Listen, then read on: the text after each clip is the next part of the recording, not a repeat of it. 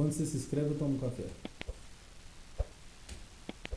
Vamos fazer um passeio? Pode ser da secretaria, que é uma coisa urbana, para dentro do curral para você sujar o pé de borda de vaca?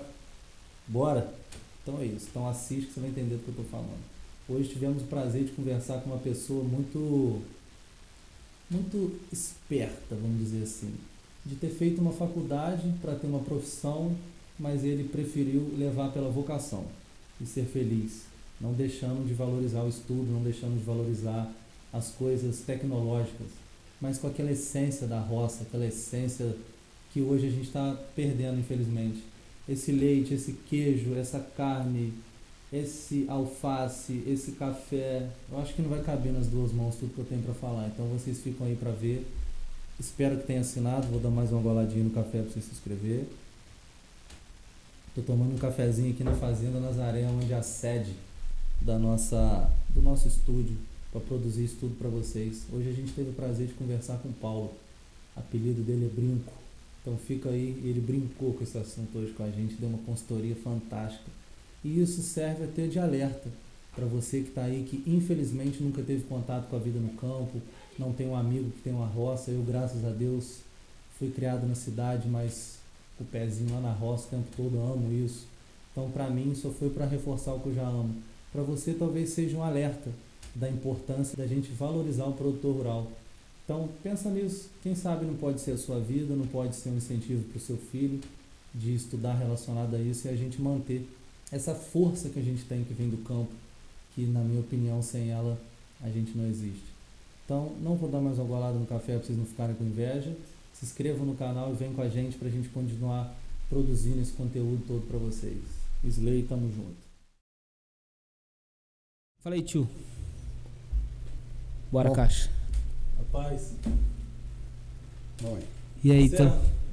Tudo bem? Obrigado por estar aqui com a gente. O pescador de tucunaré noturno mais conhecido de Taboas, é ele. É verdade essa história? Não, pescador de tucunaré, né? Noturno já é outra informação. Hein? Mas se pesca à noite também, tucunaré? Não, normalmente é de dia. Período de sol quente mesmo. Tem algum peixe que tem alguma que seja melhor à noite? Tem aí o surubim, o caixara. Peixe de couro, normalmente você pesca à noite, né? Peixe de couro? É. O que quer dizer peixe de couro? São os peixes que não tem escama, né? É a família dos bagres, esses peixes. Normalmente o hábito dele é noturno. Da onde que veio esse gosto por pescar, né? Desde moleque, teve alguma coisa que os pais do senhor incentivaram a pescar? Como é que foi? Não, por parte do meu pai, não. Meu pai nunca gostou. Não. O negócio dele era trabalho, era propriedade, era gado. Ele começou desde criança, né? Correndo atrás dos sonhos dele e foi com isso ele cresceu e adquiriu conhecimento, começou a negociar, começou a comprar, vender e conseguiu construir um patrimônio bem sólido através de muito trabalho, né? Ele focava mais no trabalho. Dedicava mais a isso. Agora a parte de pescaria vem mais parte do meu avô, né? Que eu saía com ele para pescar e ele gostava muito de caçar também, só que depois ele parou de caçar e ficou mais pescando devido à idade e tudo. Aí eu comecei a pescar mais por causa do meu avô. E pescava mais pela região aqui, que eu sei que o senhor gosta de viajar também a pescar fora. No caso do meu avô, ele pescava mais era aqui, na região nossa, Piau, os rios aqui por perto. Aí depois, como eu gostava de pescar, nós fomos juntando um grupo. Aí o meu cunhado também tinha os primos dele que gostavam, nós formamos um grupo e começamos a sair para pescar para fora. Aí ia para São Francisco. Douradão? Lá pescar o dourado, pintado. Aí na primeira pescaria que eu fui, pegamos uns peixes bem grandes, até 16 quilos, então eu nunca tinha pego peixe desse tamanho por aqui, né? Então aí você já se empolga. Aí dali eu fui pescaria para todo lado, né? Mato Grosso, foi. Aí mais parte de tucunaré. Aí tucunaré, peixe couro, a gente revezava os tipos de peixe. Serra da Mesa. Serra da Mesa já é quando eu comecei a pescar de superfície. Aí o dourado, no caso, e o tucunaré são os dois peixes mais esportivos que tem. Aí Aí são muito bons de pegar. E no mar, nada? No mar foi pouco, mas gostei. Eu ia perguntar Eu isso. também. O mar, o que o senhor acha mais interessante? Não, o mar, eu fiz uma pescaria de dourado também, uma vez do mar, muito boa também. O dourado é superfície, é água muito clara, é mar azul. E aí os dourados, você vê, quando você para o barco e pega, vê aquele cardume debaixo do barco. A vontade de pegar com a mão, tanto peixe. Superfície que o senhor fala é que fica mais ali na flor d'água, É, realmente. o hábito desses peixes é mais próximo à superfície. Entendi. Igual os peixes de couro são mais de fundo, né? Cara, eu nunca tinha pensado nisso de peixe de couro, cara. Quando o senhor É. falou, já me despertou uma curiosidade. Esse seria o que não tem escama mesmo, não, né? É. É só no couro, né? É, Eu nunca pensei nisso, mano. É como se fosse mais parecido com o bagre? é a família dos bagres. Família dos bagres. É o jaú, pintado, Africano, cachara, né? barbado. Tudo são peixes de couro e normalmente usados de noturno. Pirarara. Pega-se de dia também, mas eles saem mais à tardinha, anoitecendo. Pesqueiro também dá pra dar uma curtidinha. É, também vai. Vai. Também pega até Mas também. pesqueiro já é tilápia, pacu. É, Tem uns peixes que tem pirarara também, não tem? tem. O pesqueiro, eu até já pesquei em pesqueiro, mas eu acho o contato com a natureza do rio é diferente. A Do rio, diversidade, do né? lago. O ambiente todo, você se interage ali no ambiente. Pô, maneiro. Aí, tanto que eu fui pescar em barco hotel já, muito boa a pescaria. Lá no norte, lá no Fui Amazonas? lá no Corumbá, Mato Grosso. Corumbá, Ana já foi lá. Mato Grosso do Sul ali, mas foi boa a pescaria, o barco ele viaja de noite e de dia ele para, você pesca. Então durante a noite você está dormindo e está viajando. A finalidade é essa. Só vai pescador, vamos dizer assim. É, só pescador. Vai as voadeiras atrás do barco, vai presa no barco. 6 horas da manhã já sai cada uma com 2 Caraca. pescadores e um piloteiro. Que maneiro. Aí todo dia um lugar diferente. Então eu gostei assim, mas quando a gente fica em acampamento, o ambiente de estar com o pé no chão eu acho melhor do que você estar em cima da água. Não sei se é o contato quando você monta o acampamento. Só que o acampamento você fica num lugar fixo, né? E Uhum. o barco você vai trocando. Foi uma E dali mais que você vai experiência. saindo para os lugares próximos do acampamento para pescar, A os gente pontos de vai mais pesca. longe, mais perto, vai se localizando, aí fica lá uma semana mais ou menos e é gostoso também, é bom. Dá mais trabalho, mas existe as pousadas também que você fica que é em terra firme também, sai de barco e Tem muito faz. ali na divisa ali no. Tocantins, né? hoje tem para todo lado, né? Aqui perto, por exemplo, estou para ir até aqui de Piraí? em Três Marias. Três Marias. Três Marias está com muito peixe, que eles começaram a conscientizar o pessoal de não matar muito peixe, então aumentou muito o tucunaré azul. Meu tio vai uma vez ao ano para Tocantins. Na temporada que fala também, temporada de pesca. Né? Ele vai e fala muito bem de lá. A Serra da Mesa é muito bonito. Você pode ficar dentro da água que você com a água no pescoço você vê o seu pé. Caraca. A unha do seu pé. Tão limpa que é a água. E o senhor pegou essa transição onde não tinha essa conscientização tão grande, né? É. Com a pesca esportiva, realmente o pesca e solte. E hoje que acho que a maior modalidade da pesca hoje é isso daí, né? Porque hoje eu já não me sentiria bem fazendo aquilo que a gente fazia, de trazer isopor, caixa de peixe, cheia de peixe, matar. Porque você traz, não é a mesma coisa do peixe fresco. Você comer o peixe lá na hora é uma coisa, querer trazer um peixe, 2 para casa, para Presentear alguém. comer né, também é talvez. bom, mas se trazer cheio, aí você acaba dando peixe para um, para outro e você acaba tirando muito peixe do ambiente, né? Uhum. Já passou algum susto assim pescando? Gente? Sempre passa, né? Companheiro que vira barco, joga saia dentro d'água, passa uns apertos bem, Uns bem barulhos bons. esquisitos, não sabe o tamanho do bicho. Mas a pescaria de barco é fundamental você não embriagar, não beber o mínimo possível, né? Porque é complicado. Já teve colegas de quase morrer por causa bebeu, saiu de barco, tombou o barco e o troço teve feio. Ainda mais aí. Pô, É rio, né? Rio você tá doido. não sabe fundura direito, não sabe nada, né? Tem a Os caras correnteza. saíram, tinha uns bancos de areia no meio do rio, o cara veio com o barco acelerado, chegou, entrou no banco de areia, só vi aquele barulho embolando por cima do outro, aquele barco travado nada, aquilo foi quase que o motor ficar fora agarrado na areia. E não dá pra ver, né? Não tem que. O banco de areia é raso, de dia você marca, mas os caras saíram e não marcaram. Aí E a experiência do piloteiro também. vieram, em vez de vir devagar, vieram aberto. Hein?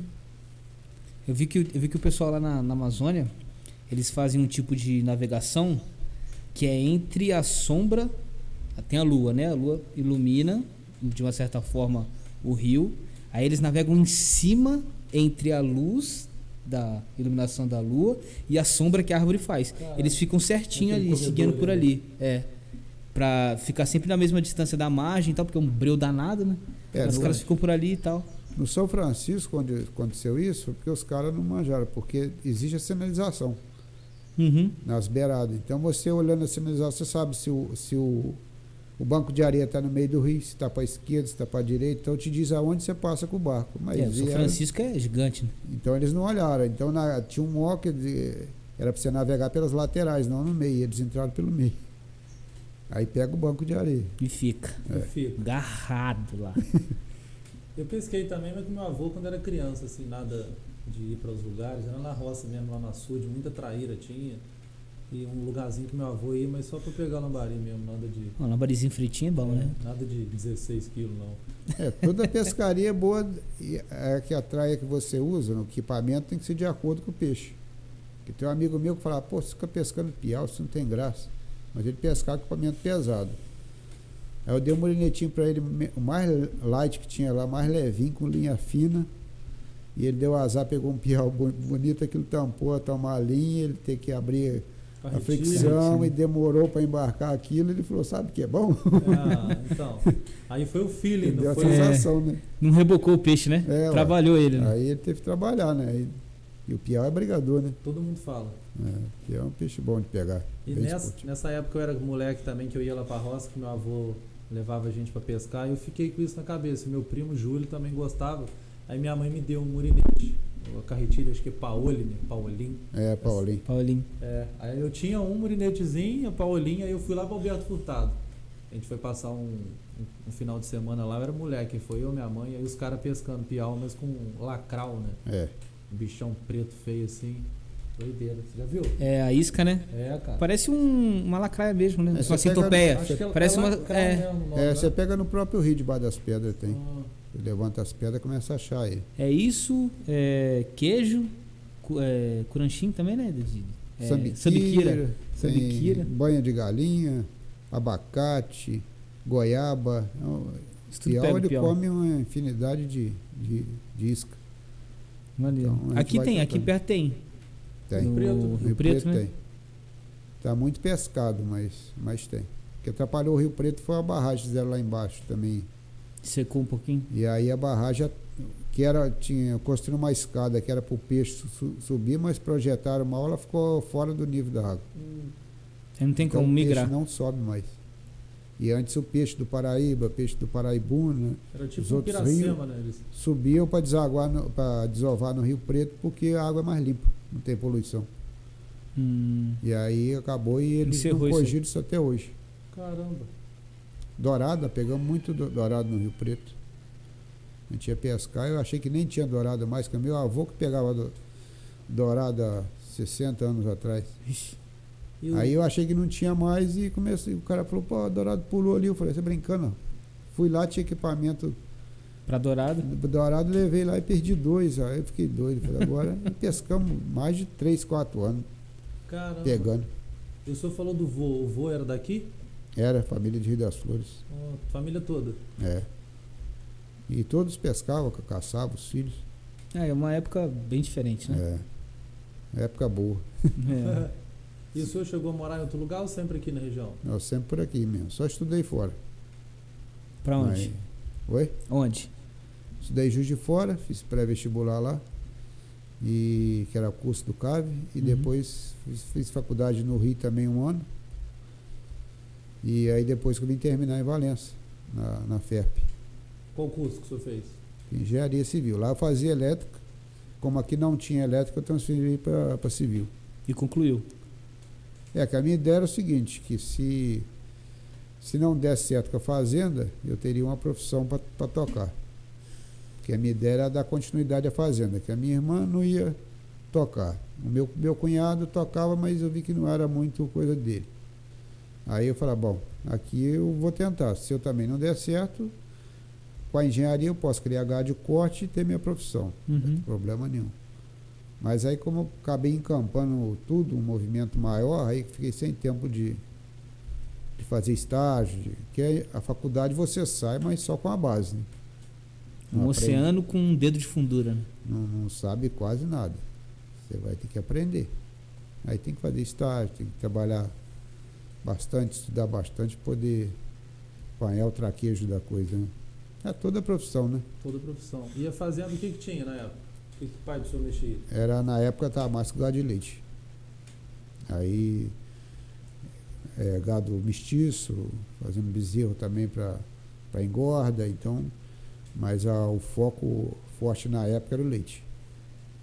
E legal a gente começar a falar da fazenda, porque às vezes tem bastante gente que assiste a gente que não tem uma noção realmente do que é a rotina e às vezes o que acontece realmente dentro de uma fazenda que produz alimento, né? Que, pô, acho que a maioria do pessoal sabe aí que o agro ele é muito forte no país. Perfeito. E que ele movimenta a nossa economia basicamente para ser uma economia forte é por causa do agro que a gente tem no país. Aí eu estou comentando algumas coisas aqui, a gente vai perguntar algumas coisas da rotina da fazenda. O pessoal tem uma noção da dificuldade que é realmente para produzir alguma coisa, né? Uma coisa que há pouco tempo até a gente começa a pensar, começa a ver a base, que tem realmente fundamento, é que o Brasil, até na década de 50, se não me engano, ele era dependente de tudo externamente. Ele importava tudo. Importava muito alimento. E aí, na época do regime militar, que fizeram, eles contrataram vários agrônomos novos, foram pensando os melhores a turma que ia se formando, os melhores alunos, mais dedicados, juntaram aquilo e mandaram para todo lugar. Fora do Brasil?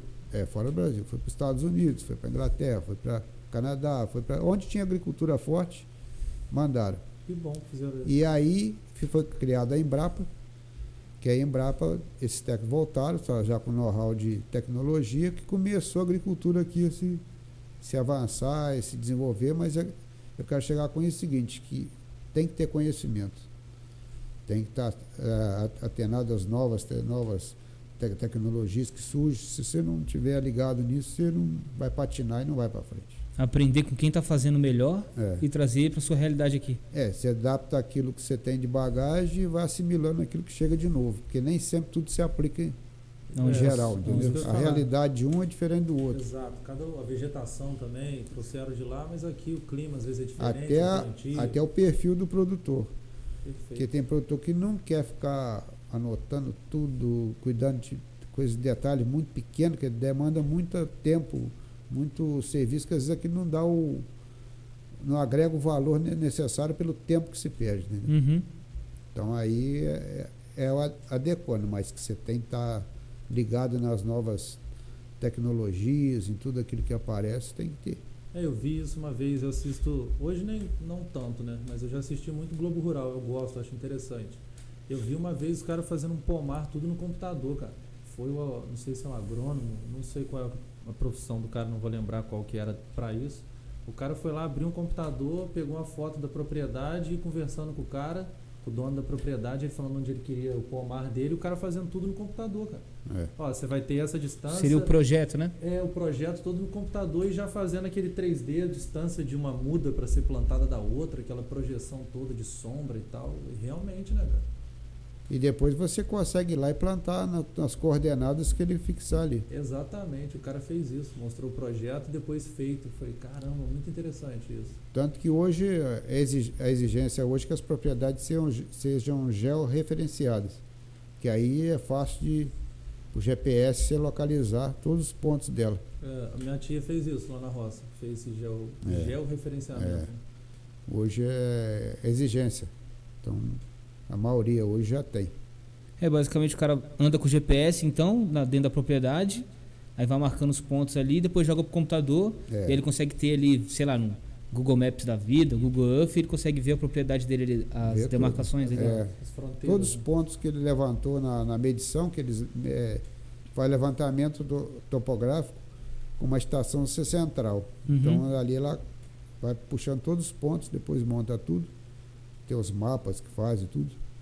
Aí ali fica fácil dividir pasto, se dividir área de plantio, separar, fazer uma projeção do que você quer na sua propriedade.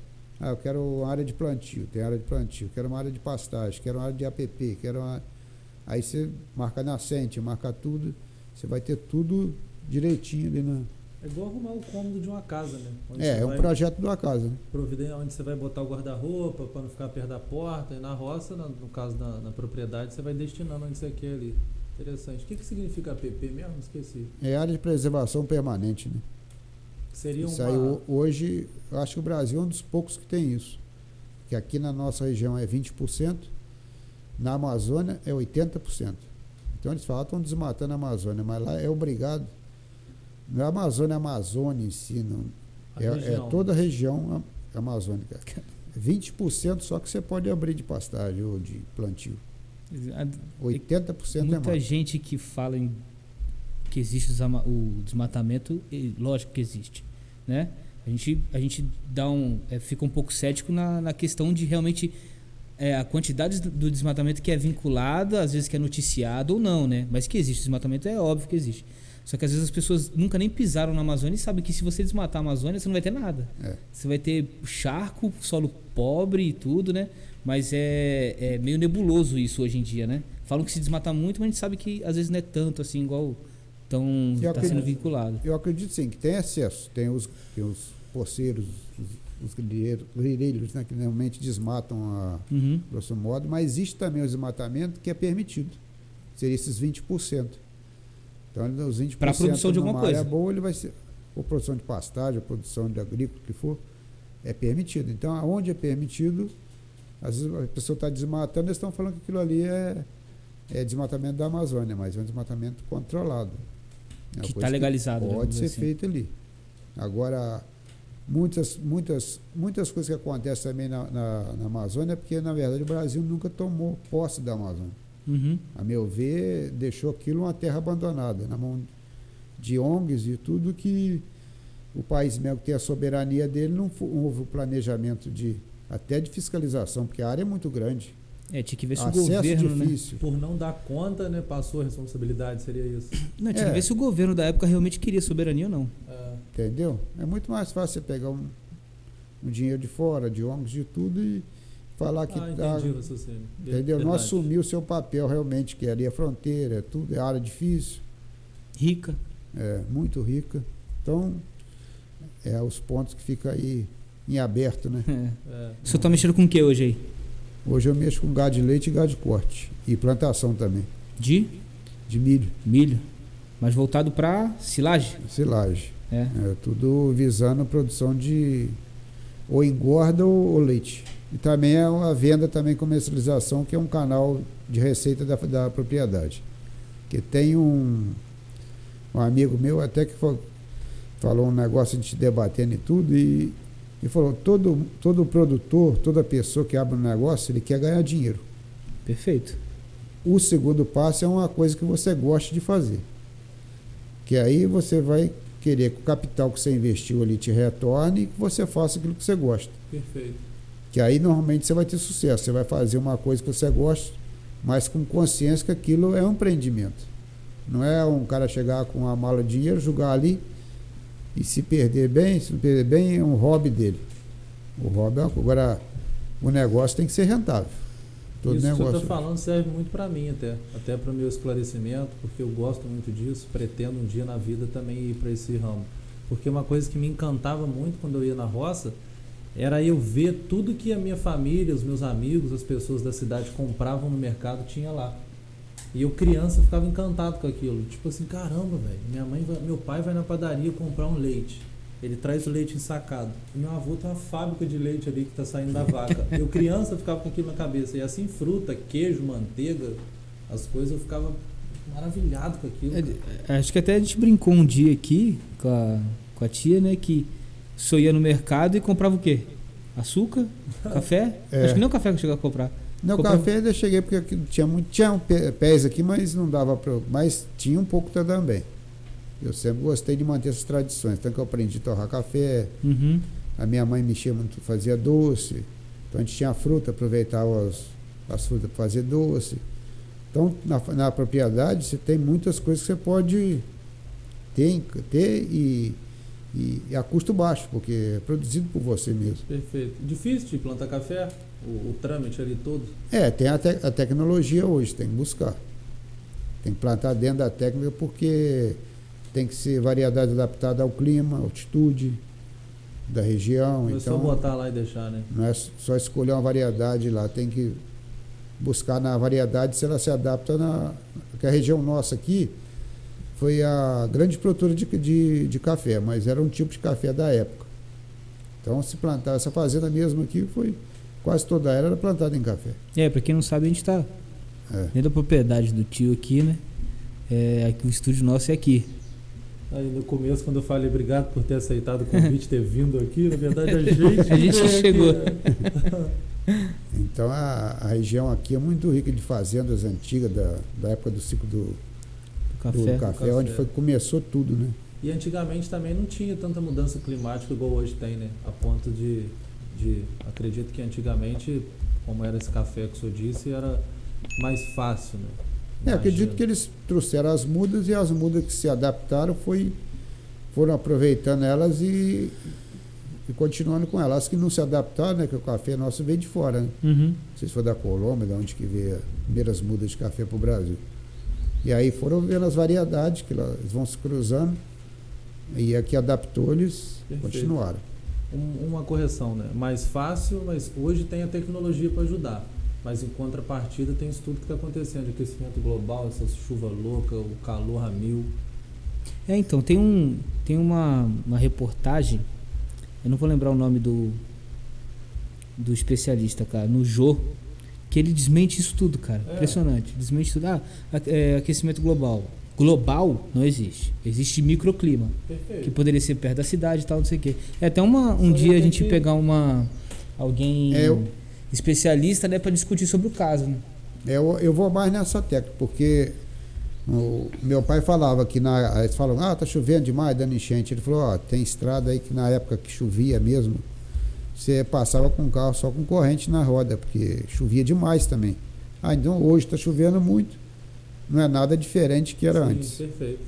Entendeu? Então, agora hoje tem muita facilidade, mas hoje a maior dificuldade é a mão de obra. Hoje a maior dificuldade que o senhor tem na propriedade é realmente ter mão de obra para ela. É a mão de obra. Porque hoje o jovem não quer ter esse compromisso ainda mais quem mexe com leite, que apesar que tem folga, tem escala, tem tudo, mas é de todo dia, entendeu? É um serviço que é feito de madrugada. Não tem como cedo. Desligar a vaca e deixar ela stand-by lá, não? Não tem jeito. Tem não? Então quer dizer que a vaca não fica em stand-by? Não.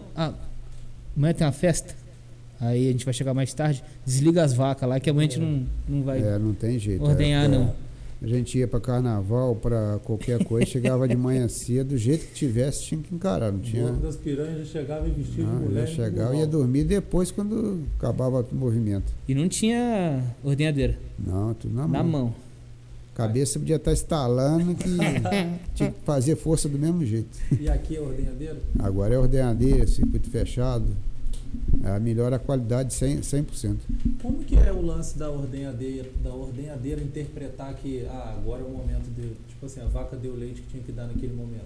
Não, ali ela tem a minha não tem isso não, mas tem o corta-fluxo, que ela mede a vazão que vai passando na teteira. Quando ela chega a uma vazão mínima ali que eles botam, ela corta o vácuo, aí coisa já puxa a teteira, fica presa numa mola, aí já recolhe sozinho. Isso é bom porque não fica fazendo vácuo no peito da vaca depois, na teta, assim, depois que já terminou o leite, que aquilo gera um desconforto, entendeu? Entendi. Que enquanto está cheia, ela faz dois movimentos, né? A teteira não só puxa, ela faz massagem e suga, faz massagem e suga. Ela bate trocada. Então duas tetas ela tira, duas ela massageia, duas ela tira. Então ela tem um movimento, ficar batendo, alternando, tlec, tlec, tlec, tem um barulhinho assim que ela faz para a vaca poder simular uma mamada ou senão uma tirada na mão, né? Entendi. E uma vaca boa, quantos litros de leite cada vez que tira, assim, a média? Hoje varia aí de 10 litros até 60 litros de leite. Aí depende muito da alimentação, da genética. Eu sempre ouvi falar que holandês é melhor para leite. É real essa afirmação? É o gado mais especializado em leite, né? Aí hoje existe a Girolanda, que é o cruzamento do Gir com o holandês, que dá as meiçãs que são mais adaptadas ao clima nosso, que é quente, né? Caramba, interessante. Holandesa seria aquela que tá lá no rótulozinho da manteiga mesmo, né? Aquela malhadinha branca. É, aí. aquela a é a mimosa. raça pura, mas É aquela branca e preta que é holandesa? É. É essa que seria? ela vem da Europa, né? Porque existe o europeu e o indiano. As raças zebuínas são originárias da Índia. Já os europeus é mais da Europa, que são lugar de clima frio, eles têm pouca glândula de dispersar o calor, porque eles têm que segurar o calor. Então acontece, as vacas lá de clima frio, bem na região nossa, com muito calor, então elas sentem um desconforto muito grande, aí não produz aquilo que tinha que produzir. Né?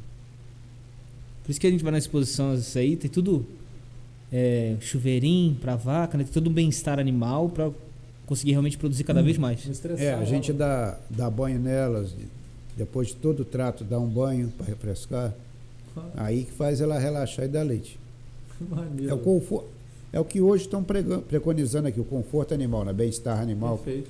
Tu não pensa, não é só fazer carinho no animal e tudo, não. Eu quero para isso. Bem-estar é alimentação, é sombra, é o ambiente ser relaxante para o animal, não ser estressante, né? Já Pasto pensou? bom. Você ficar debaixo de um sol quente aí, sentindo um calor danado, como também um ventania, um frio extremo também, tudo Aí não vai conseguir tirar o máximo de potencial daquele aquela animal. genética ali. Mas aí, é que eu falo, as instalações são caras para manter. Tem lugar que é mantida a temperatura até estável. Então eles têm climatizador, tem sistema de esfriamento com água. Um hotel, né, o curral. É tudo controlado, igual se fosse um shopping, com a temperatura controlada. Então ela fica no máximo tanto, no mínimo tanto. Mas é um custo hoje aí de uns 5 mil reais por animal. Por Mês. animal. Mês. Não, de construção, né? Para você construir um Fora local tudo. realmente ideal para ele. Então, se 100 animais, você imagina quantos tem que. Meia milha. Caraca. Já teve alguma perda, tia, assim, de várias por intoxicação, ter comido alguma coisa? Várias não, mas existe perca por intoxicação. Mas é o que eu falo, é mais uma falha de manejo. Que o animal começa a buscar alimentos mais verdes, mais coisas, e muitas plantas tóxicas ficam verdes no período Tá seco. da seca, e ficam em lugares mais úmidos. Quando o animal vai buscar um alimento lá no lugar mais úmido que está verde, pega a planta junto, porque o boi sabe separar o que é tóxico, né? Só que ele pega junto com a outra. Perfeito. E um exemplo pra gente de uma vegetação que intoxica o animal?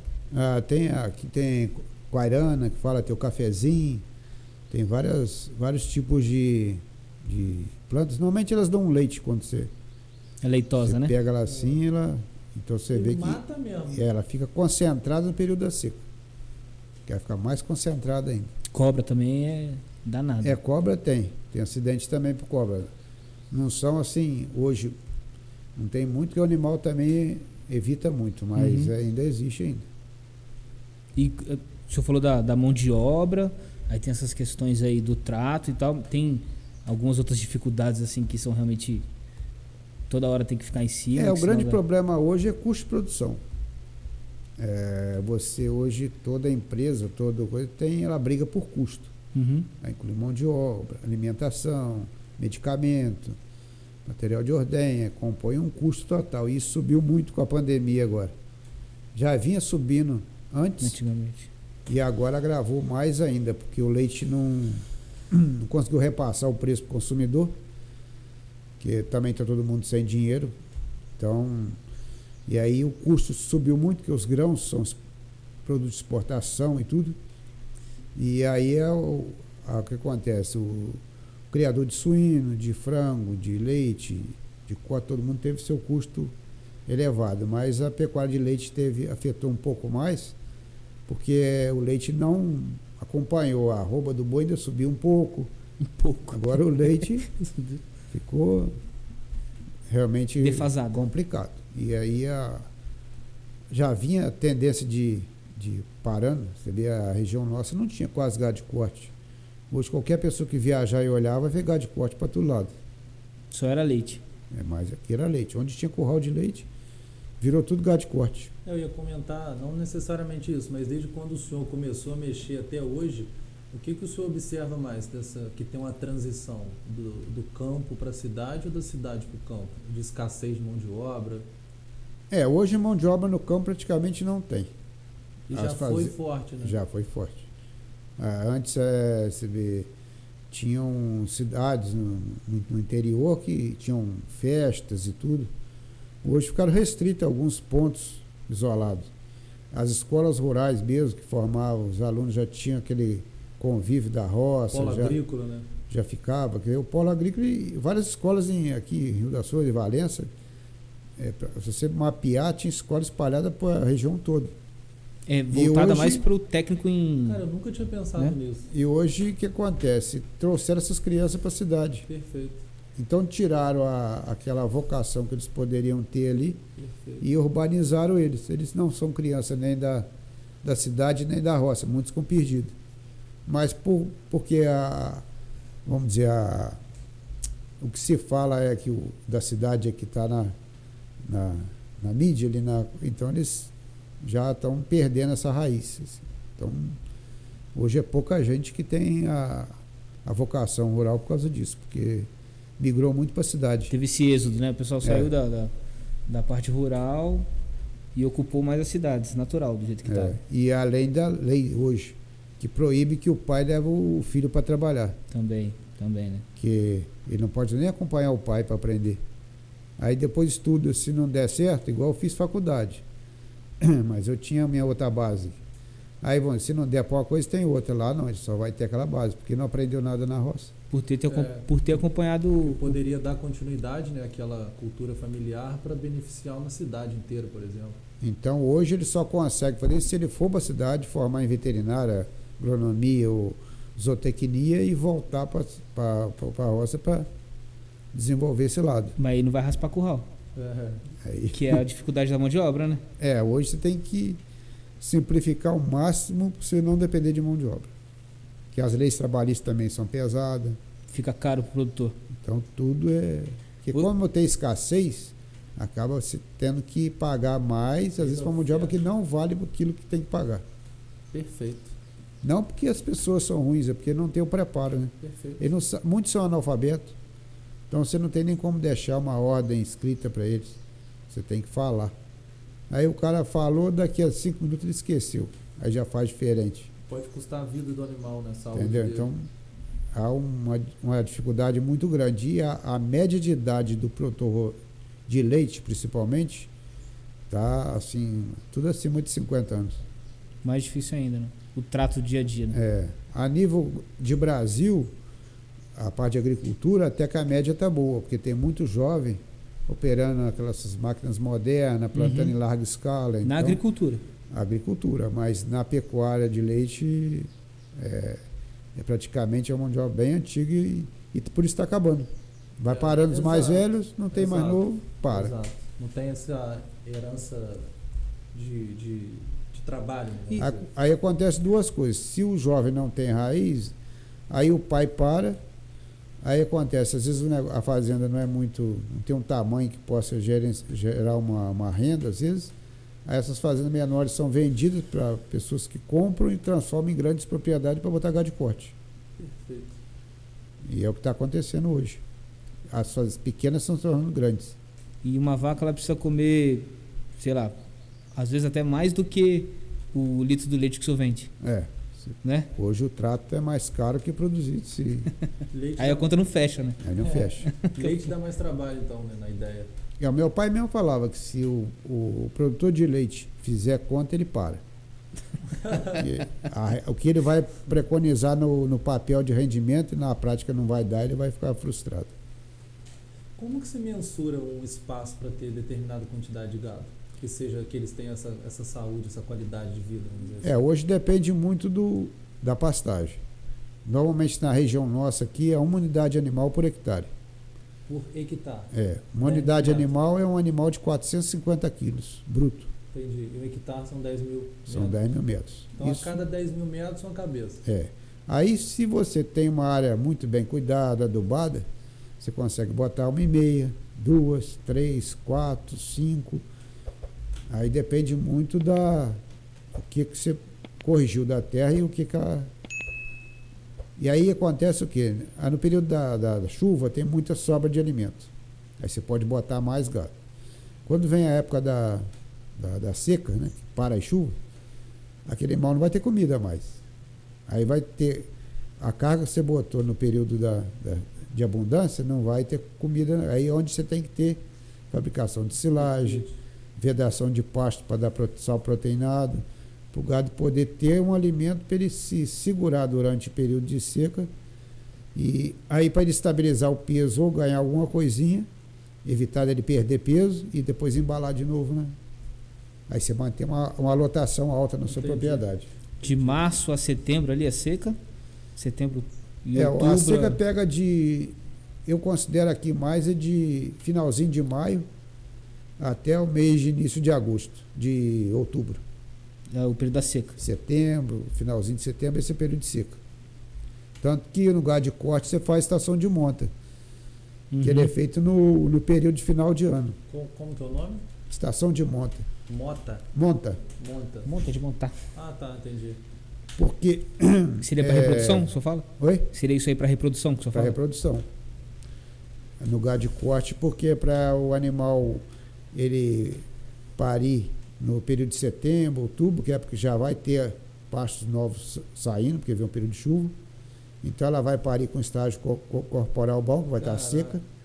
Aí vai dar bastante leite, o bezerro vai ter leite porque vai vir o período da chuva, e ela vai entrar em reprodução também porque ela está com score corporal bom.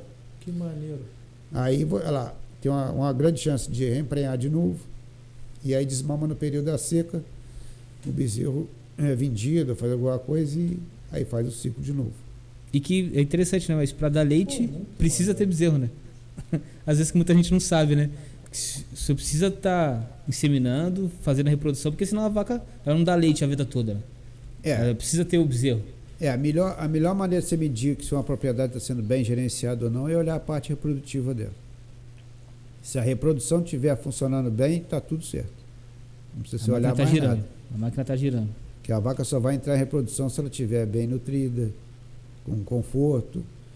Então, com todo o gerenciamento que você fizer de protocolo de ATF, que é a inseminação a tempo fixo, aí fazendo isso aí você vai ter como dizer, uma renovação do rebanho todo ano, você vai ter nascimentos, então você vai ter mais animais.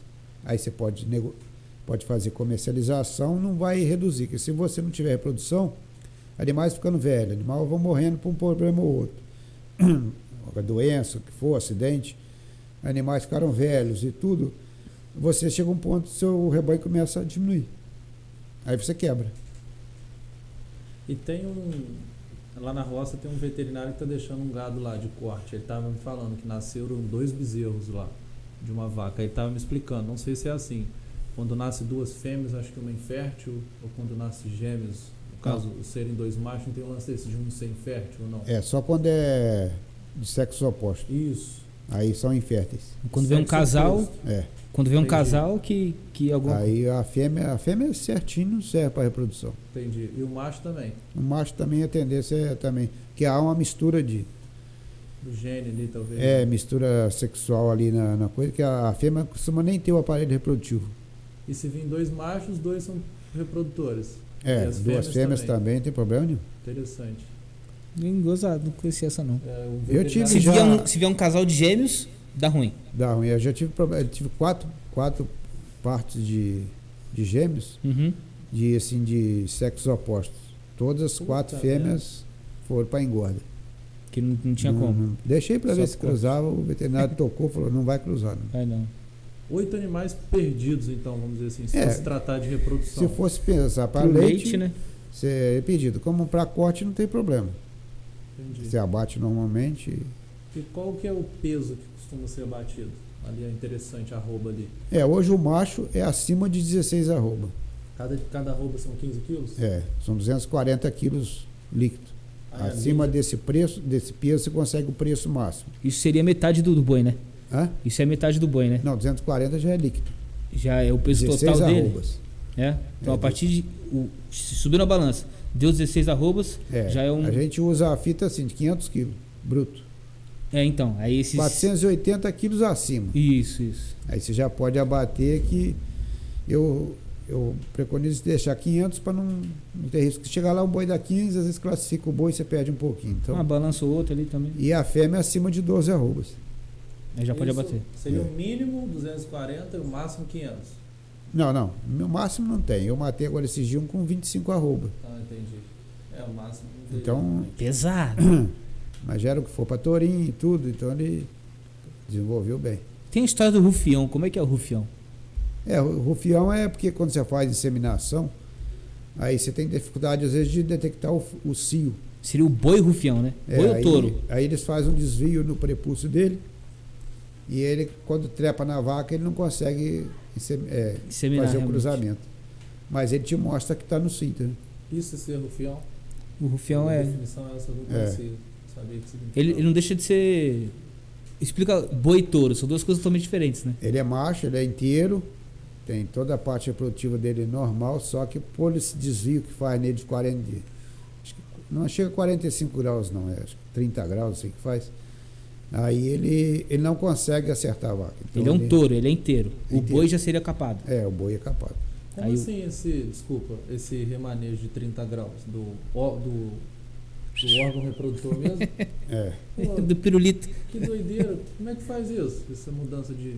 Eles seccionam em torno ali do prepúcio dele ali, abrem um outro orifício aonde ele quer e por baixo da pele ele descola a pele e puxa para aquele lugar e costura de novo. É literalmente remanejar o grau ali. Ele joga para onde ele... Caraca. Aí ele tem só a função de realmente marcar a vaca que está no cio. É. Aí você vai lá, faz a É inseminação do jeito que costume você eles quiser. botarem um colar no pescoço dele, quando ele trepa na vaca, aquele colar libera uma tinta que marca. Aí Aí deixa se lá. ele cobriu de noite, ele vai ver que aquela vaca estava no cio à noite. Então ajuda muito. Caraca, mano, que maneiro, velho. Eu nunca tinha pensado, eu vou largar minha faculdade. Virar isso Você aí. veterinário. Só não tem 5 mil para cada animal.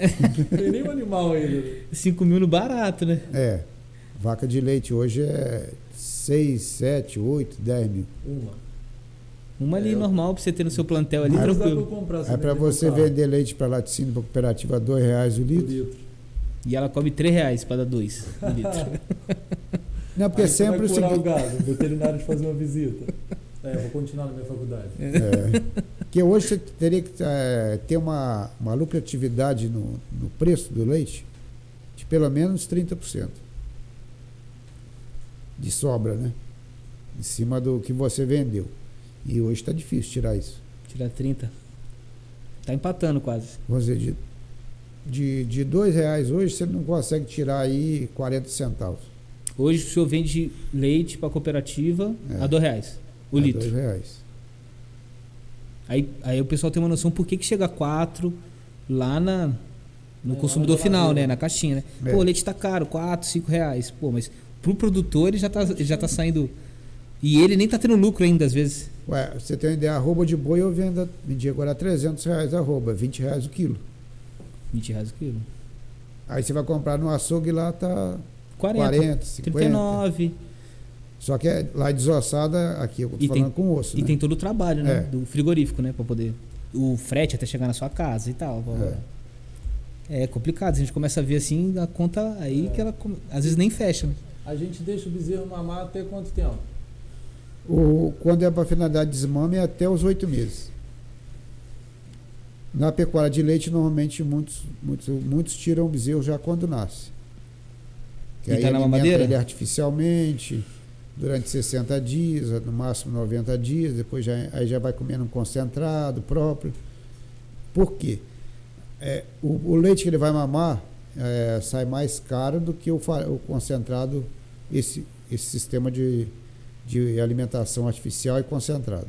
Mas tem os mesmos nutrientes que o leite? Tem as mesmas coisas, que a partir de 60 dias, o animal já começa a ser ruminante, já começa aos poucos, não está formado, certo? Seria aos 4 meses. Mas como já é incentivado desde pequenininho, Uhum. Ele já vai se tornando ruminante, já com 60 dias, 90 dias já está para ele desenvolver. Daí ele já começa a absorver o alimento. E normalmente 1 quilo de concentrado ele equivale a 2,5 litros de leite. Porque ele é um alimento seco. O leite é uma coisa que tem 80% líquido, né? de água. Uhum. Só que a absorção do leite é 100%. E a do concentrado não é 100%. Então, na relação, aí é por isso que faz a relação de 2,5, porque mesmo ele bebendo a quantidade de leite maior, ele vai, para compensar, tem que ser essa proporção. Aí você dá um pouquinho mais de concentrado para poder... O que ele não consegue absorver. Para ele conseguir manter o crescimento dele. O concentrado ele consiste em quê? Normalmente são grãos e aditivos, né? Costuma ter até leite em pó. Caramba.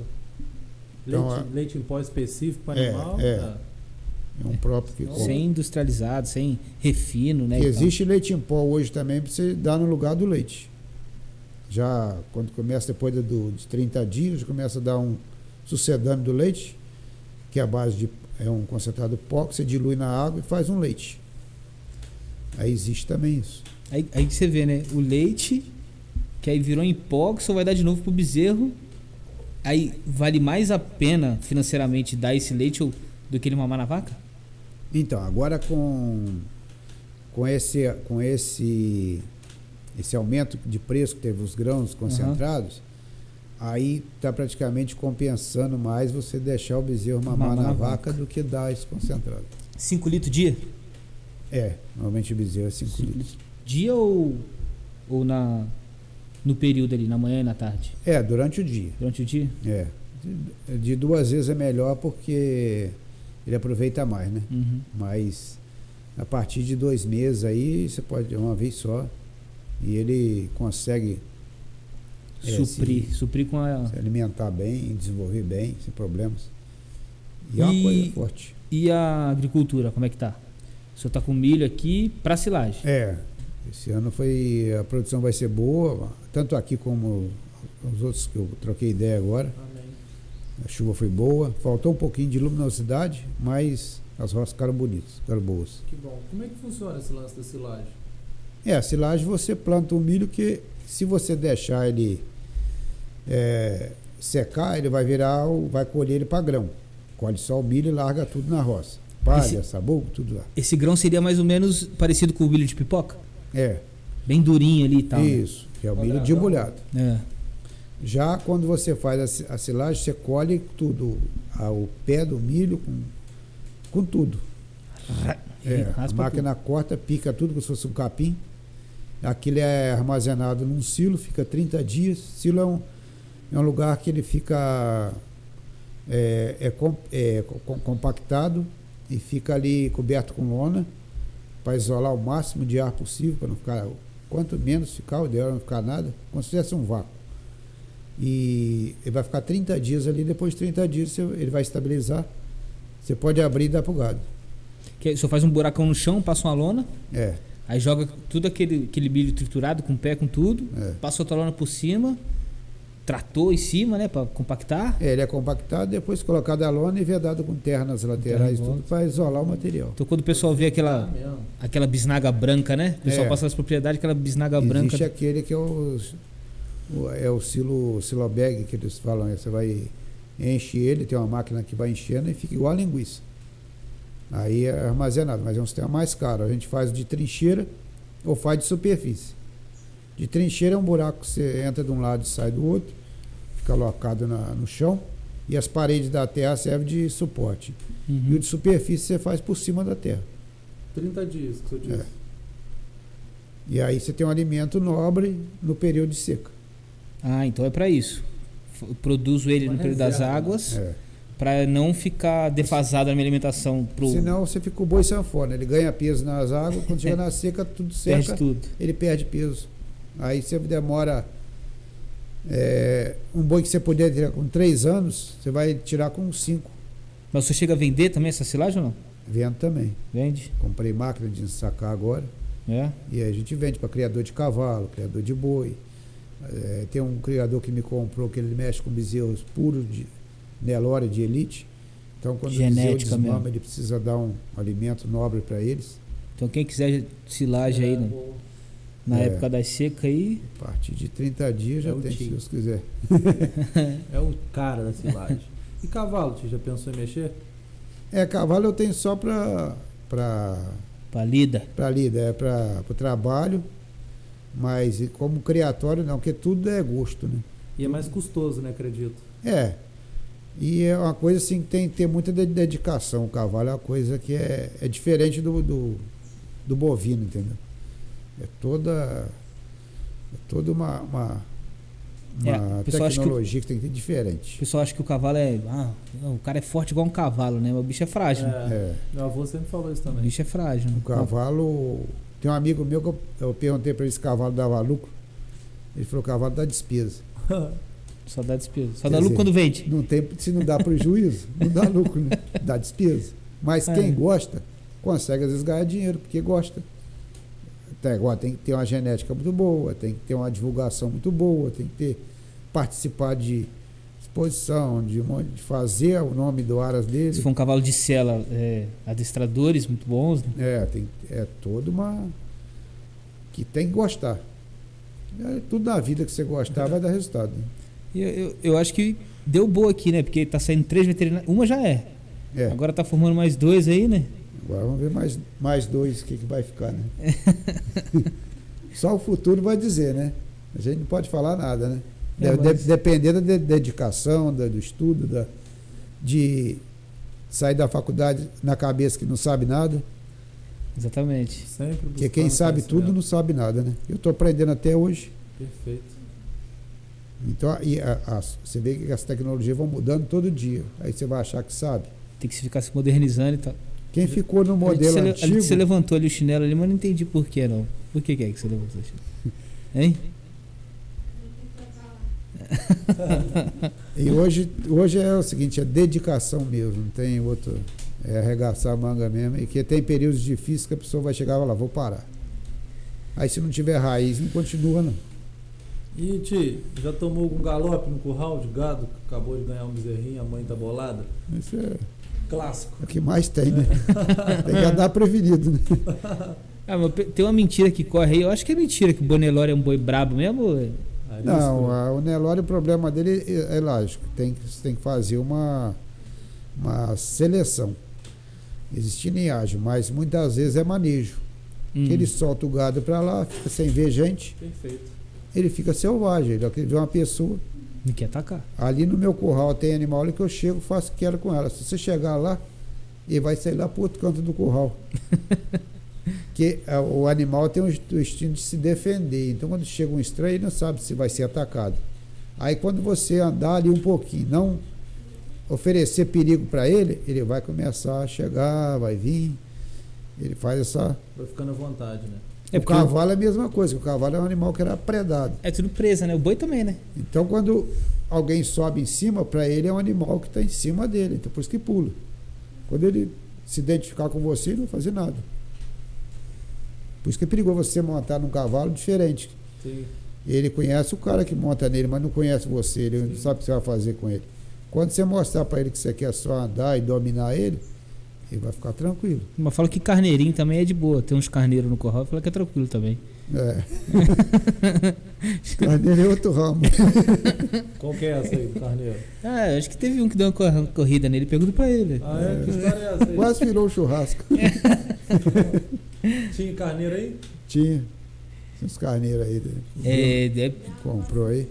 E do nada, né? O bicho dá uma baixada na cabeça assim, vem que vem. Ele é de veneta, ele vem qualquer um, qualquer pessoa. Não gostei. Quando ele fica adulto, ele vem qualquer pessoa. É tipo a Ana, é fofo, mas é bravo. Não, e ele tá assim perto, a pessoa tá passando a mão nele, numa bobeada, ele vem te dar uma cabeçada. Do nada. Que doideira, né? Ele dá aquela rezinha e vem. E parou de mexer com o carneiro por isso, então. Não, eu nunca mexi não, isso aí foi eles que arrumaram esses bichinhos, porque é um manejo diferente também. Tem gente que gosta de criar no meio do gado, porque antigamente, quando tinha problema de aftose, o animal que pega a aftose é o animal que tem o casco separado. E o carneiro tem. Então, e ele é mais suscetível à aftose do que o bovino. Já entendi. Então eles tinham no meio do gado que o primeiro que pegava a aftose era o carneiro, ele já já sabia. servia de alerta que tinha ali, entendeu? Pô, interessante.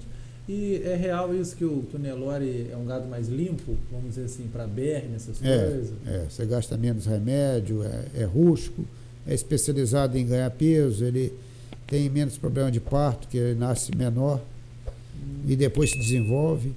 Ele é, vamos dizer assim, é quase que programado, né? Um animal que você vai manipulando ali desde o embrião até o que você queria, a combinação de ser um mais calmo também ou não.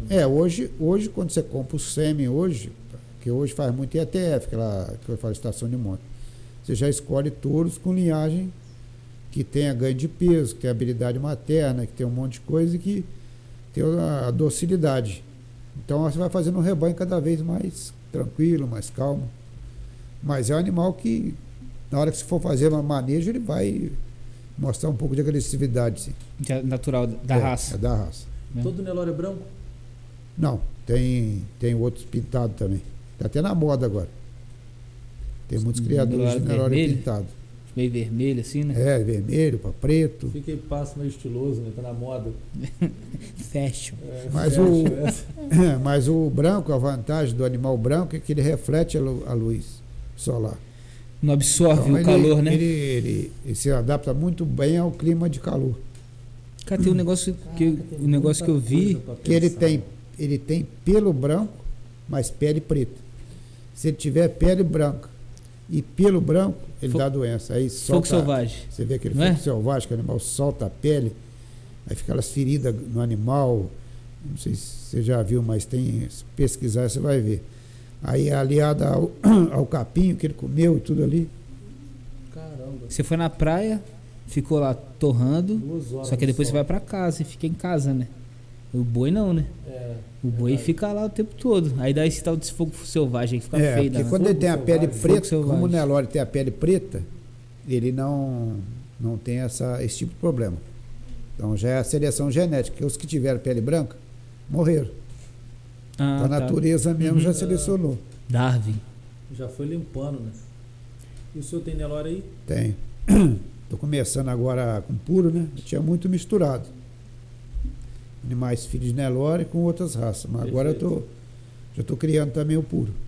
Já pensou em mexer com outro bicho? O senhor já teve búfalo, né? Já. Mas de mexer, que eu digo assim, de mudar, Não, Não, a mudança é meio limitada, né? difícil, porque você tem que entender do animal, né? Perfeito. Aí é tudo diferente. E qual que é a semelhança e a diferença do boi pro búfalo, assim, que o senhor notou?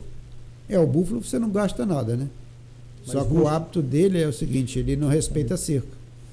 Ah, que legal. E Aquela ele porra só do- passa por. Ele mete a trator. cabeça por baixo e é num lugar só que ele passa também. Ele vai te arrebentar a cerca num lugar, todo dia passa naquele lugar. É mais rústico. É. Oi? Elas estão perguntando Ué, aqui. dentro d'água. Então, mas é porque o açude tinha uma braquiária e ele mergulhou, eles fizeram um buraco grande, tomava banho ali. E Ele pra precisa de água mim- todo dia, né? Não precisa todo ficar dia nada ele deitava porque sente muito calor, por isso que ele entra dentro pretão, d'água. né? Uhum. Então esse deve ter entrado por debaixo da Da braquiária braquiária, não consegui. nadando e deve ter agarrado o chifre, alguma coisa e não conseguiu sair. Porque eles normalmente não atolam, não. O pessoal deve estar escutando aí uma voz fora. É a nossa mesa de corte aí, nossas queridas, ajudando a gente nas perguntas aí. Ó. Imagina, são só as filhas, imagina. São as filhas do Tia Gota e Gotinha. Pô, maneiro esse lance. Mas ela. do- E tem a mussarela de búfala, né? Que todo mundo fala e tal. Então, é búfala que fala? É, Búfala. Então tem o Sei. búfalo e tem a búfala. é. Aí o senhor ordenhava a búfala, Não, eu só tive aqui na época foi o macho, só o búfalo. Pra corte. pra corte, porque é um amigo meu que tirava leite. Aí eu comprei dele para experiência mesmo, para Ver como é que é. fazer um teste. E foi bom, deu lucro. Legal. Só que foi só macho. Mas o leite da búfala hoje é mais caro, é um leite que tem concentração de gordura maior. Aí eu acho que até que tem menos problema de intolerância também para quem Lactose, que essas consome, coisas? é. Dá pra ter no mesmo espaço? No mesmo pasto, búfalo e vaca? Só ou- tirar a cerca. Até dá. Tira a cerca. Porque hoje tem que separar com cerca elétrica, né? Que aí não passa também. Fazer com cerca elétrica também, aí o manejo E todo dia, o cara me recomendou, todo dia à noite prender eles. Que eles costumam migrar à noite. Aí se você deixar, como ele não respeita, aí você vai procurar outro dia e eles sumiram. Tá lá em Roraima.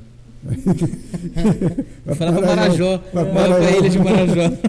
Um amigo meu foi lá esses dias. Deve ter um monte, Fez um né? vídeo, mostrou um vídeo atravessando um canal lá montado no búfalo.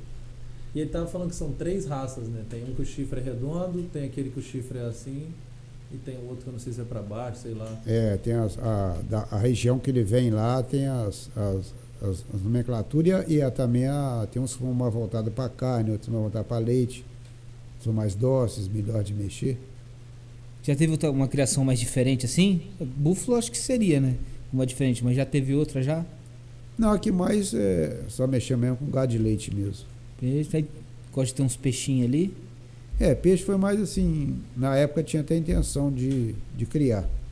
Só que também é aquele negócio, você não consegue na fazenda ter tempo para gerenciar tudo certinho. Se você fizer mais ou menos, ele não dá certo. E a mão de obra, como a gente falou, cada vez mais escassa.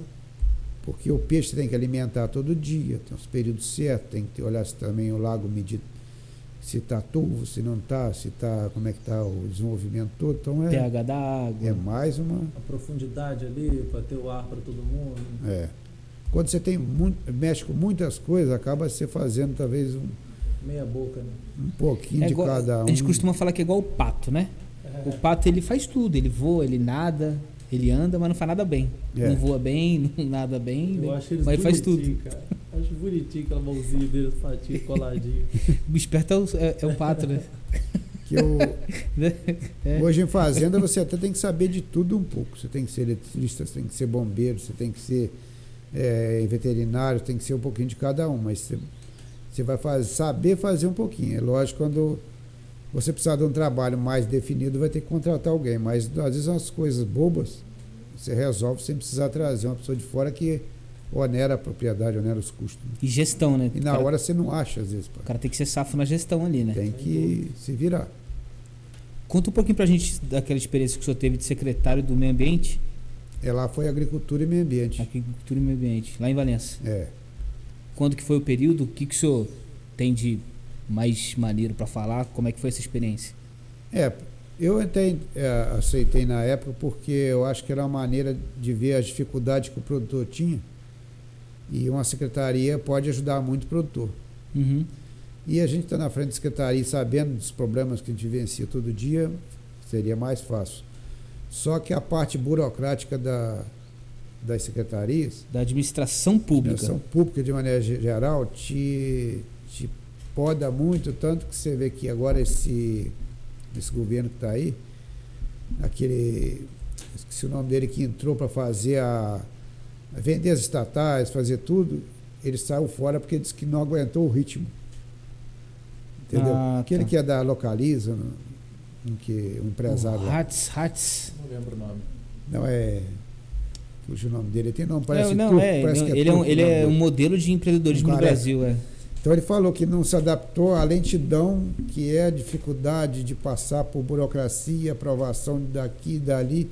E às vezes, você vê, quando eu peguei a secretaria, a dotação orçamentária dela só dá para pagar os funcionários. E foi qual o ano que o senhor fez? 2006. 2006 e 2006 e 2009. Já é uma situação financeira totalmente diferente da atual, né? Então, às vezes, se a gente fala de valores aqui, não vai bater nada a ver com o que é hoje, né? Mas eu acho que ainda continua, nos dias de hoje, a mesma dificuldade. Questão orçamentária. Orçamentária da Secretaria de Agricultura, de Meio Ambiente, nem tinha quase orçamento. Porque era uma coisa que ainda estava... É votado pela coisa. Então, o nego fala que não tem. Mas você vê hoje, qualquer projeto de qualquer coisa passa pelo meio ambiente. Tem que ter aprovação do... Você tem que ter técnico, você tem que ter análise de projeto, tem que ter toda uma estrutura montada para deixar a coisa... Não é para atrapalhar. Eles achavam que o meio ambiente era para atrapalhar. O meio ambiente tem que ser um facilitador. Ele tem que instruir a pessoa de fazer a coisa da maneira certa. Perfeito, sem degradar, né? Eu não vou proibir de abrir uma estrada numa mata se ela é de utilidade pública. Eu vou ver o melhor jeito dela passar sem agredir o mínimo possível. Só que buscando também O bem feitio que vai ter a estrada lá e tudo, né? Tem, o equilíbrio, né? Isso. Aí tem lugares não, que eles querem dificultar, não deixar fazer nada. Aí falaram comigo o seguinte, que eu briguei para separar a agricultura do meio ambiente. Porque você vai estar assumindo duas pastas. Se fosse tocar de qualquer jeito, daria. Mas se você quiser dedicar a fazer um trabalho bem feito, tem que separar. Me prometeram desde o dia que eu entrei até o dia que eu saí. E até hoje está assim. Então, quer dizer, aí falaram uma besteira, mas meio ambiente tem nada, é antagônico à agricultura. Eu falei, peraí. É isso que eu ia perguntar, o senhor não vê que... Não tem nada de antagonismo um com a outra. Tudo hoje... Porque quem cuida do meio ambiente é o produtor rural. Isso aí. As nascentes, as matas, a preservação, não é o cara da cidade que cuida. Perfeito. Não é o cidadão urbano. O cara fiscaliza, mas Tudo que ele come, ele. tudo que ele bebe vem do campo. Perfeito. A gente tinha noção, né? Só que o produtor tinha que ser remunerado por isso, não cobrado. Perfeito. Só se cobra do produtor, mas não remunera nada. Como é que ele vai fazer um trabalho bom de preservação se ele precisa daquele espaçozinho para botar mais um boizinho ali, que estava apertado? Na Europa é o contrário. Se o cara desmatar, tem um grupo que paga para ele poder manter aquela mata ali. Mas vai desmatar o quê? Já acabou tudo. Entendeu? Tem área de preservação ambiental também, tem? Tem umas coisas de você plantar na sua propriedade uma certa quantidade. Não tem isso ou não? Hoje eu sou obrigado a manter 20%. É aqueles Se eu não 20% que você tiver, eu falou. tenho que plantar. Entendi. Aí você imagina, o produtor descapitalizado. Ele vai ter que cercar uma área, plantar, cuidar de formiga, de fogo, porque às vezes você planta, tá bonitinho, vem o fogo. Perfeito. Aí quer dizer, toda essa manutenção fica nas costas só do produtor. Ele não recebe um tostão por isso. O senhor tocou num assunto importante, que curioso. Como que funciona esse lance do fogo no pasto? Por que as pessoas queimam? Qual que é a ideia disso? Até que ponto é seguro? Que a gente vê às vezes queimando e fala, é para trazer o pasto de volta, não sei. Qual que é? O que acontece até na Amazônia, que eles falam, existe fogo espontâneo. Se você deixar ficar muito sem boi, sem nada, aquele capim vai ficando tão seco que qualquer uma faíscazinha, um raio, qualquer uma coisinha que der, até uma garrafa que bateu um sol quente, diz que existe até a combustão espontânea. Um dia muito quente, pode até algum lugar pegar fogo aonde o sol está incidindo ali em cima. O cerrado Então, seria mais ou menos é, isso, né? é. No cerrado, né? Às vezes tem o fogo espontâneo, mas existe o cara que põe o fogo que está muito sujo, ele não tem dinheiro para limpar. E aí acontece, a área está ficando, ele precisando. Às vezes ele separa uma certa área pequena e põe fogo. Às vezes ele perde o controle e aquilo passa para o outro lado. E existem pessoas que têm prazer de botar fogo. Mas falando pelo benefício, não teria. Você não tá lembrando de nada, não? Fogo. Tá o card aqui, ó. O card aqui, ó. Adorei fazer isso, cara. Agora do link, velho. Bota o link aqui, ó. Crianças não façam isso em casa. Mas o meu, no caso, não era um pasto, não era um lote. Foi um fogo controlado, entendeu? Tinha muro em volta, casa, poste, filho, foi tranquilo. Não ia dar em nada. Tinha uma equipe boa por trás, um caminhão bom, grande de bombeiro. Já tinha. Tava todo mundo lá. Mas não tem benefício nenhum pro pasto, então. O cara ir lá no quadradinho dele, botar fogo para plantar depois. Hoje existe a queimada, se você fizer assim, não é sempre, mas às vezes, se você fizer numa área que está muito suja, muito já descontrolada.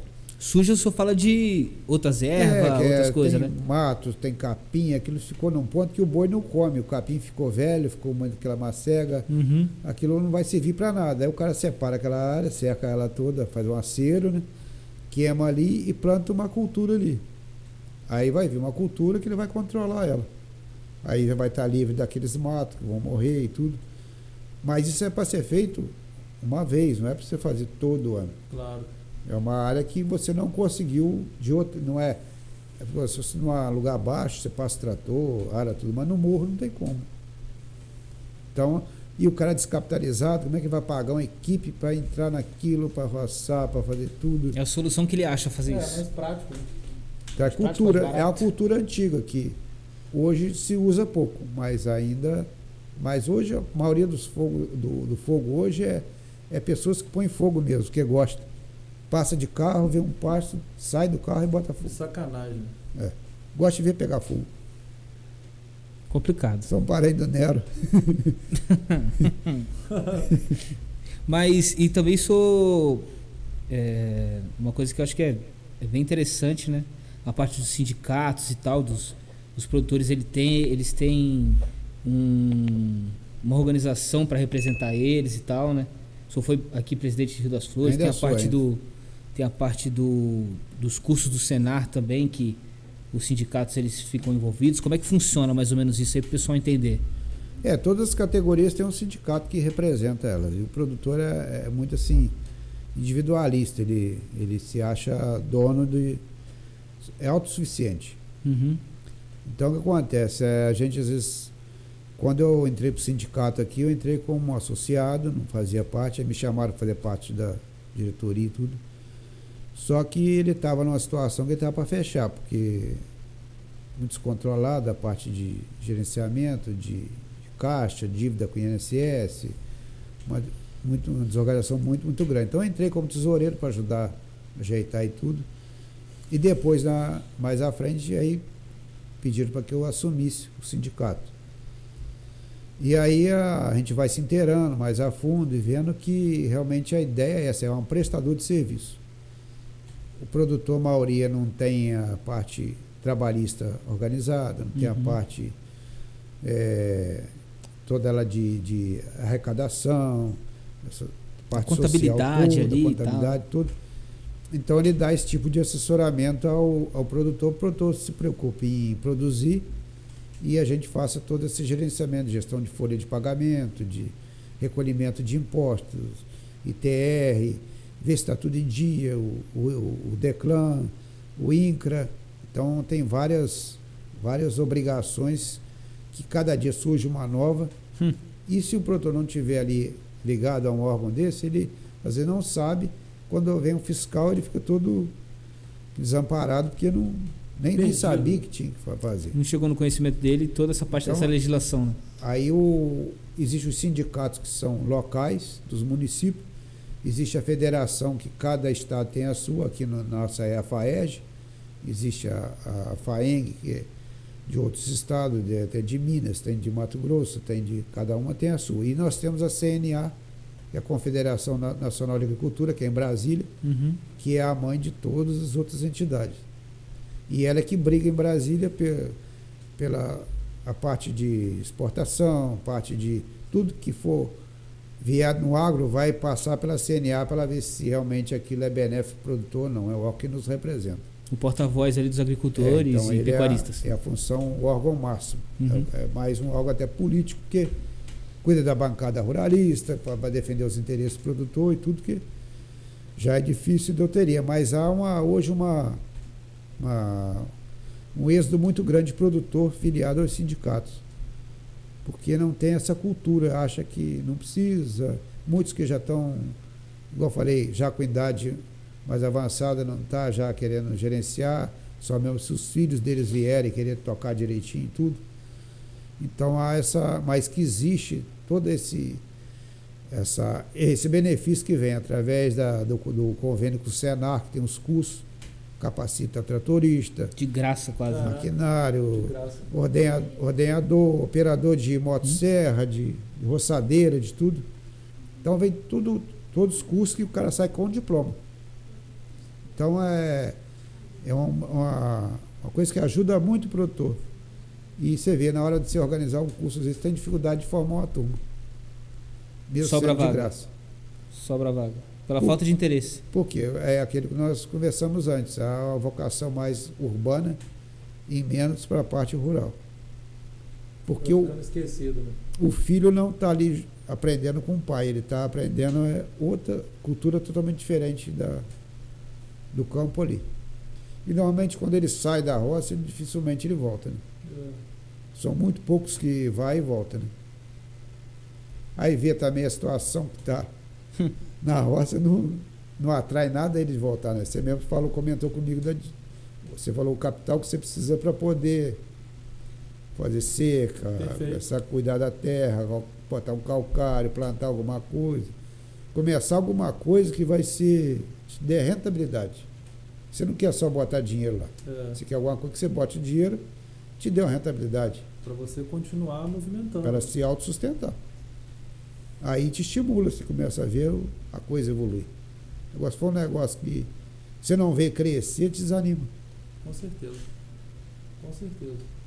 E para quem está começando com uma propriedadezinha assim, tô tendo meu cantinho de roça e tal. Qual a dica que o senhor dá? Primeira coisa é buscar informação técnica. Sai fora.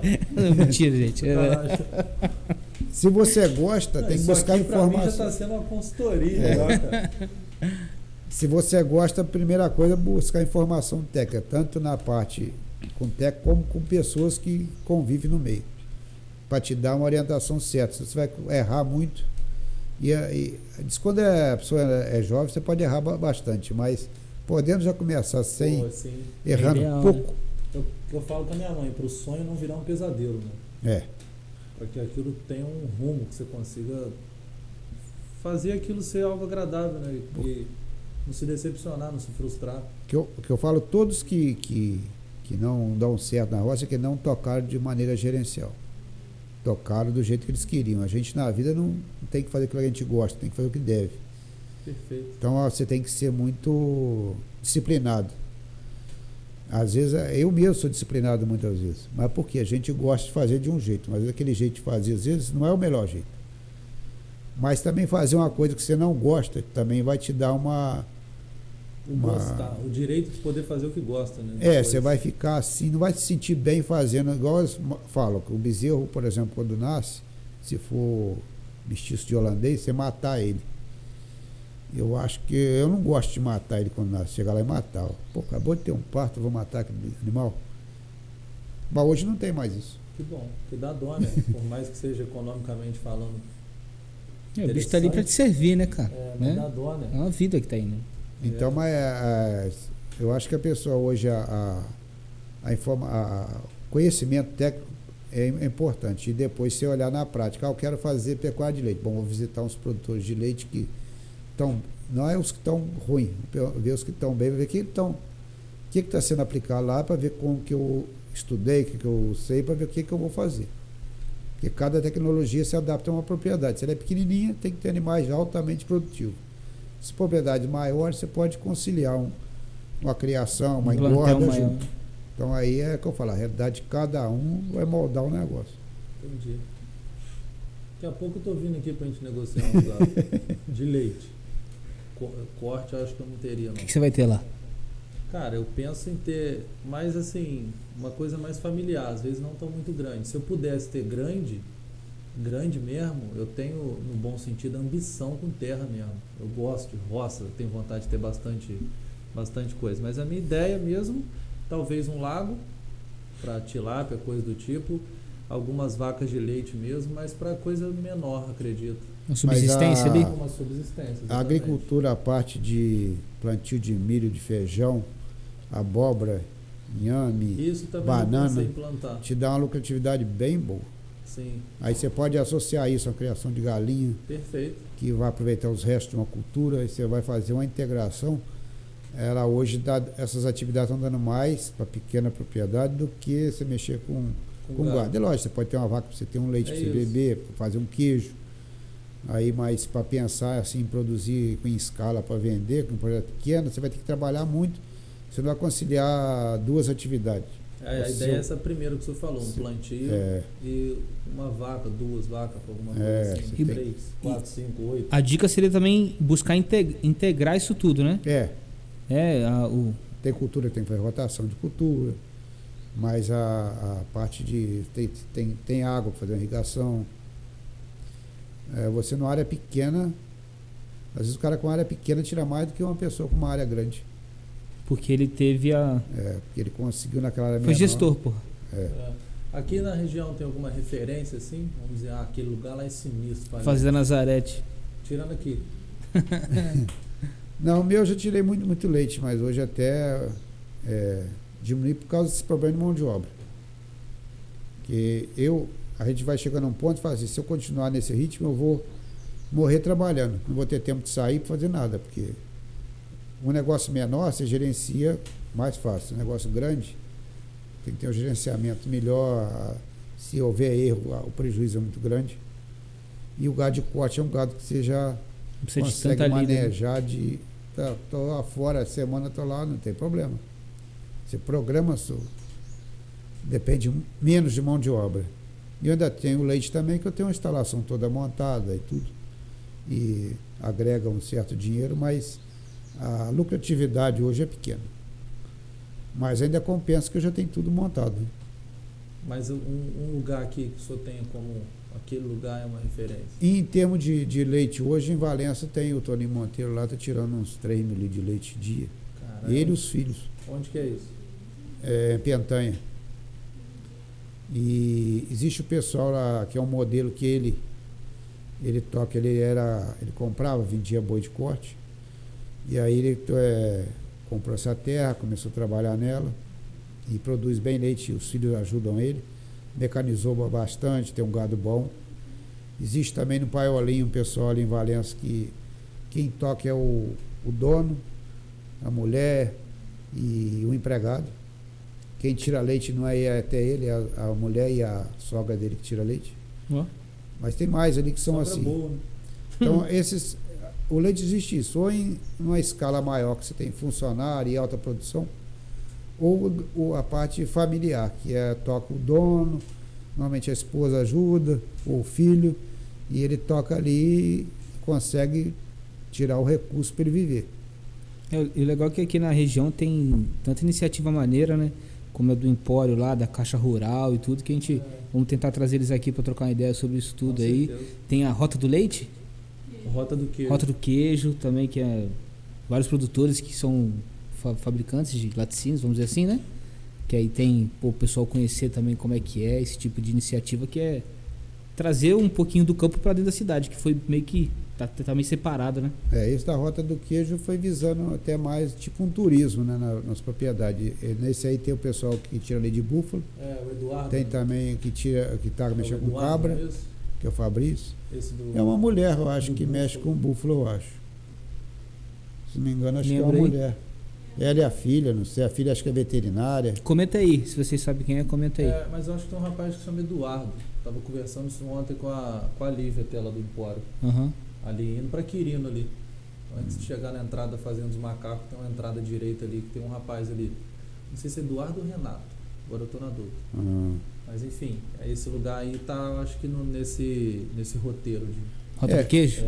Que o turismo rural é uma das coisas que estão querendo plantar na região agora, porque vem muita gente de fora e tudo, e já tem as prefeituras com a secretaria já querendo começar esse trabalho, mas eu não sei que pé que está, qual o planejamento deles, que isso aí envolve fazer um treinamento das propriedades para poder atender e ter alguma coisa também.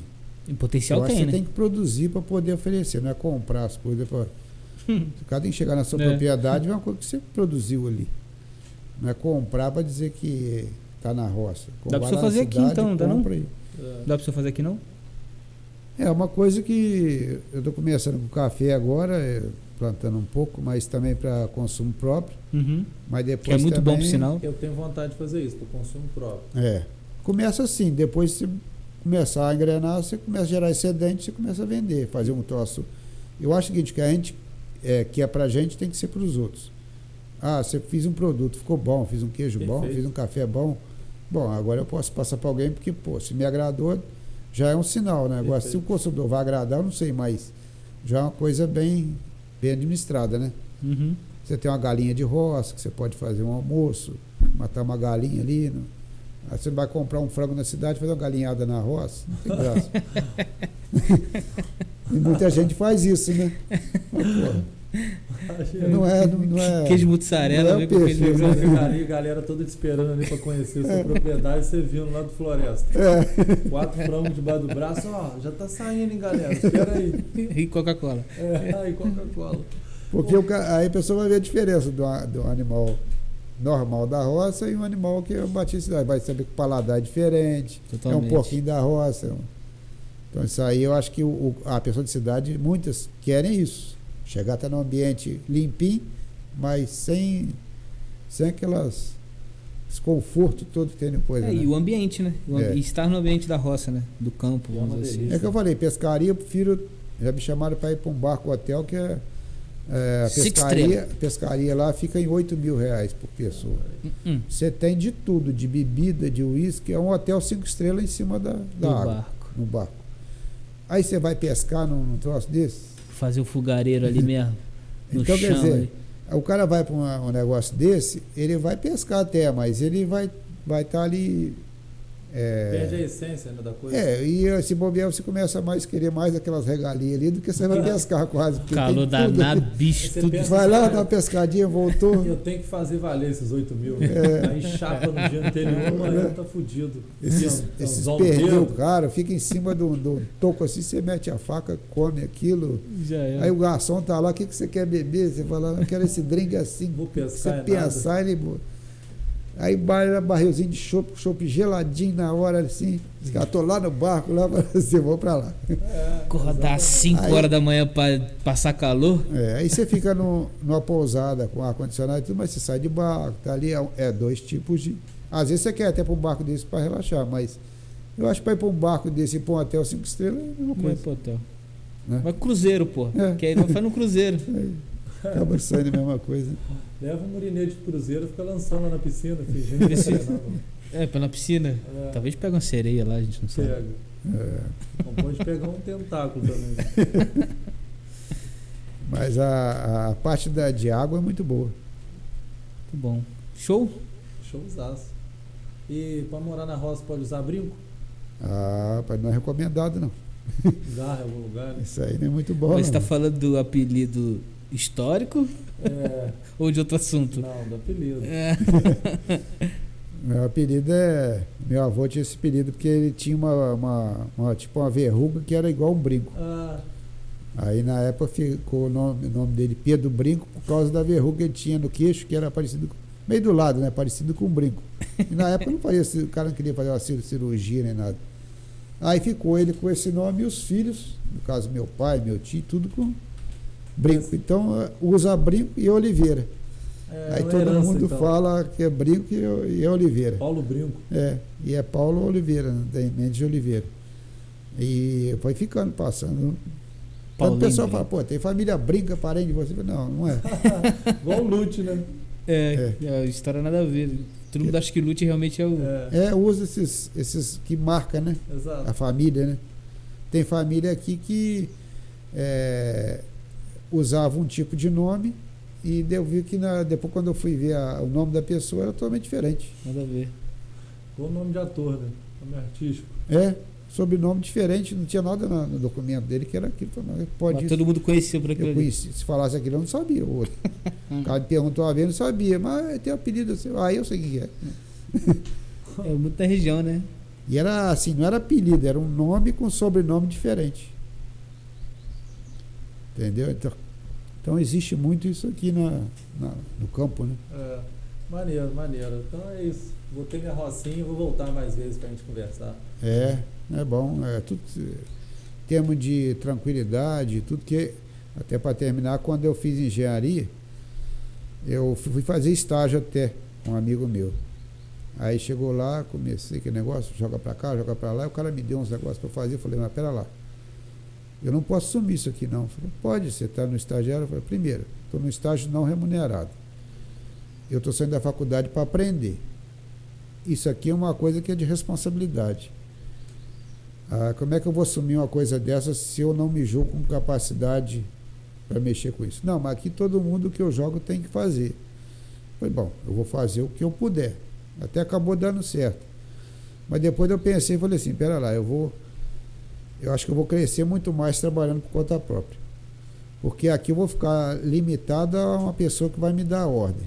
O cara está me dando uma ordem, pegando uma pessoa que saiu da faculdade, sem muito conhecimento, e querendo que ela faça uma coisa que ela não sabe. Isso aqui não é uma coisa de uma pessoa inteligente. Não é ético. Se der uma zebra lá, o responsável é ser quem? Eu não podia responsabilizar. Então, quando você é empregado, você age por ordem dos outros. E eu, sendo produtor rural, os meus erros ia ser culpa minha. Tanto que eu falo para meus empregados, para vocês é muito cômodo. Porque se vocês errarem, eu pago. E se eu errar, eu pago. Então, a responsabilidade do administrador toda vem nas costas dele. Aí faz você ficar alerta, você ficar atento, que você não pode errar. Porque o erro do outro vai ser o erro seu. Que quem paga é você. Então, dificilmente. Então, você cresce muito mais trabalhando por conta própria. Até nas tomadas de decisão, né? Você vai amadurecendo, você tem uma outra visão do que deixar o barco te levar, que seria o seu patrão, né? Você é obrigado a tomar uma decisão. Uma vez o cara falou comigo, mas pera lá, eu falei, quando eu estava começando assim, mas e se eu tiver que tomar uma decisão que eu não sei o que eu faço? Você toma o que você achar. Certo ou errado, você vai tomar uma decisão. Se você não tomar decisão nenhuma, você vai estar errando. Perfeito. Você é obrigado a tomar uma decisão na sua vida. Tanto certa como errada, mas você vai tomar decisão. Se for errado, você vai ver que é errado, na próxima você já toma a decisão certa, mas tem que tomar decisão. Você não pode ficar indeciso. Parado, sempre em movimento. Por isso que a Gotinha tomou a decisão de convidar o senhor para sentar aqui com a gente. E foi uma ótima decisão. Muito obrigado. Me pegou de surpresa. Que bom, que bom. Sem preparo nenhum. Imagine com preparo, então. Eu já ia sair daqui para o Produtor Rural. Nasceu pronto. Fez igual Nelore, me pegou no laço, eu estava saindo da porteira. Carrega junto ainda. Não teve jeito de escapar. Valeu. Tio, muito obrigado, cara. Ok, um prazer. Foi bom se puder ter dado alguma dica para alguém, alguma coisa, contribuir de alguma forma. A gente na vida aprende as coisas para passar para alguém. Se a gente guardar para a gente, não vale de nada. Né? E obrigado aí por todo o apoio também que o senhor tem dado aí para tudo que a gente está fazendo. Tá ok. Expõe aí, sucesso para vocês. Valeu, tamo junto. Amém. Abraço. Valeu, tio. Pô, que foda, cara.